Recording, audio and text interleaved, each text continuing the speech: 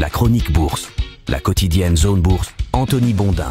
Salut à toutes et à tous, on se retrouve pour ce point de marché Zone Bourse du mercredi 13 mars 2024 qui s'appelle ce matin « Youpi, l'inflation revient ». Bon, le titre est probablement un brin provoquant, mais les marchés actions ont choisi de monter d'une façon un petit peu décérébrée hier. En effet, la principale statistique de la semaine qui était publiée dans l'après-midi a plutôt semblé donner raison aux rabat-joie, et puis finalement non. La chronique du jour va parler de ça, d'un anniversaire, du Titanic, de salaires japonais et de promoteurs chinois plus ou moins solvables. Ou plus ou moins insolvables d'ailleurs. Alors, on nous a bassinés, je vous ai bassiné aussi pendant des mois avec la baisse des taux de la Fed et pouf, plus personne n'a l'air de s'en préoccuper. C'était le sentiment qui dominait hier après la publication d'une inflation américaine de février un petit peu plus robuste que prévu. Ça aurait dû faire baisser les marchés actions en faisant reculer la perspective d'un assouplissement monétaire. Ça aurait dû, mais ça a produit l'effet inverse. Plusieurs indices ont crevé leur plafond récent. C'est le cas du CAC 40, du DAX, du Stoxx Europe 600 ou encore du Dow Jones.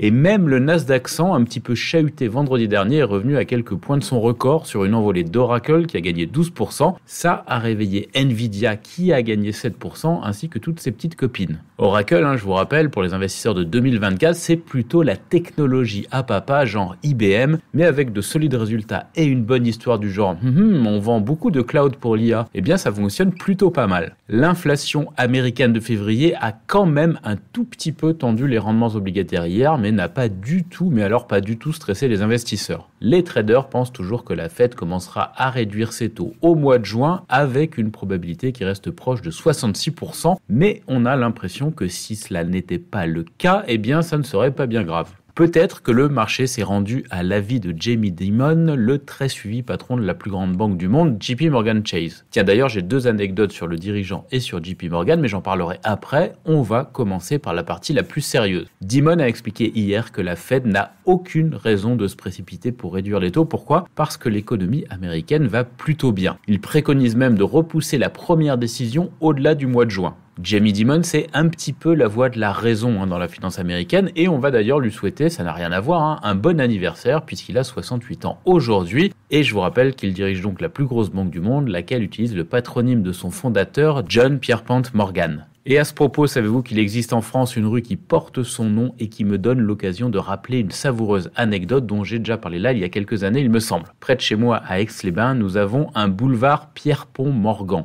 Alors là, c'est prononcé sans accent et pour cause, la plupart des locaux en parlent comme si c'était l'ancien maire de la ville ou le nom d'un poète alpin oublié. Mais il s'agit bien de John Pierpont Morgan, le banquier américain. Pourquoi ? Parce qu'il aimait venir prendre les eaux et courir le guilledou dans la cité thermale à la mode de la belle époque. Et c'est en tant que bienfaiteur de la ville savoyarde qu'il a eu droit à son boulevard. La légende veut d'ailleurs que le richissime John, propriétaire du Titanic, eût fait l'impasse sur le voyage inaugural du navire. Pourquoi ? Parce qu'il était dans les bras de sa maîtresse et qu'il voulait fêter son anniversaire à Aix-les-Bains. Cette histoire n'est pas avérée, mais je la trouve plutôt chouette. D'ailleurs, la morale est sauve, le banquier ne survivra qu'1 an au navire puisqu'il mourra pendant son sommeil en 1913. Vous me direz, c'est toujours mieux que de mourir dans l'eau glacée. On va revenir 111 ans plus tard en commençant aux États-Unis. Alors pour ceux qui en doutaient, Donald Trump et Joe Biden ont désormais suffisamment de délégués pour que leur place en finale présidentielle soit garantie. L'élection du 5 novembre sera donc un remake de celle de 2020. Du côté de l'Asie, le Japon se dirige vers une 3e séance consécutive de baisse alors que les paris vont bon train concernant la décision de politique monétaire que doit rendre la BOJ la semaine prochaine. La dernière marotte des prévisionnistes dans l'archipel est l'issue des négociations salariales au sein des grandes entreprises locales. Dans la journée d'ailleurs, Toyota a accepté toutes les revendications qui lui ont été soumises, ce qui a renforcé le sentiment selon lequel la Banque centrale va donner un tour de vis à très court terme pour sortir des taux négatifs. Je vous rappelle que le Japon n'est plus tellement habitué à être confronté à de l'inflation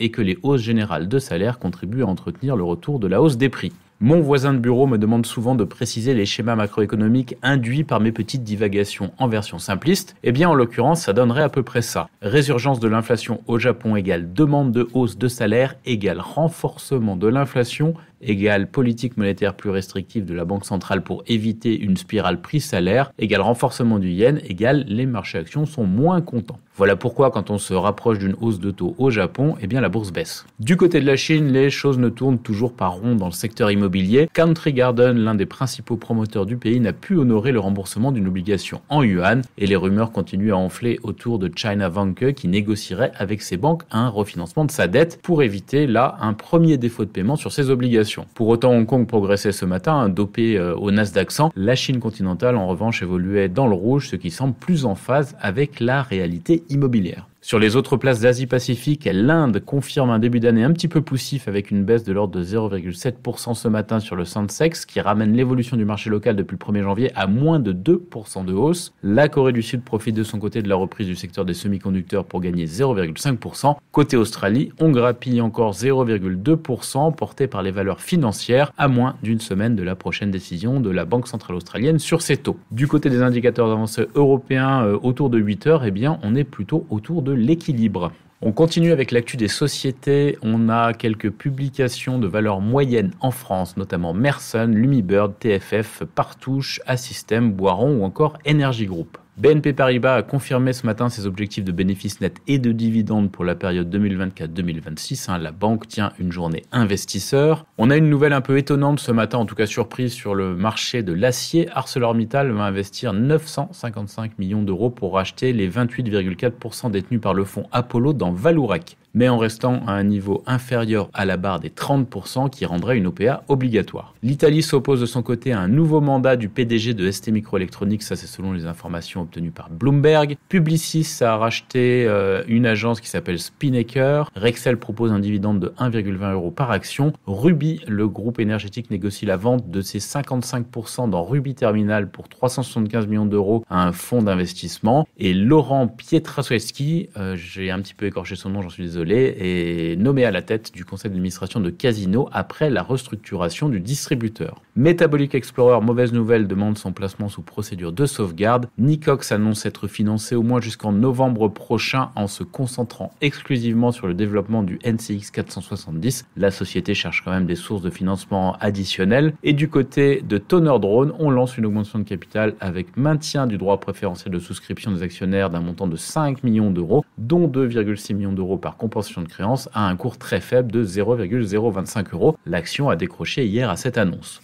Dans le reste du monde, on a pas mal de résultats de grandes entreprises ce matin. On a notamment Adidas, E.ON, Geberit, Inditex, Sandoz, Solvay, Tod's ou encore Volkswagen. Bayer, de son côté, rejette l'affirmation des agriculteurs brésiliens selon laquelle un tribunal l'aurait jugé responsable de 2 milliards de dollars de redevances à restituer. Equity lance l'IPO de Galderma à Zurich et le groupe italien Eni a conclu la vente de certains permis en amont au Congo à Perenco. Boeing a annoncé le renforcement de ses procédures de sécurité et de qualité, ça semble un petit peu indispensable. La subvention de 3,5 milliards de dollars accordée à Intel aux États-Unis se heurte à des obstacles. Le Pentagone aurait renoncé à fournir sa part de 2,5 milliards de dollars selon Bloomberg. On ne sait pas pourquoi à ce stade. Teledyne Technologies rachète Valleyport, CME Group souhaite entrer sur le marché de la compensation des bons du Trésor américain et Zalando lance un programme de rachat d'actions portant sur un montant pouvant aller à 100 millions d'euros. Du côté des publications du jour, j'ai donc cité les principales européennes, notamment Adidas, Volkswagen et Inditex. On attend aussi aux États-Unis PDD Holdings, Lennar ou encore Williams Sonoma. Voilà, c'est terminé pour ce point de préouverture du jour sur Zone Bourse. Je vous souhaite à toutes et à tous une très bonne journée.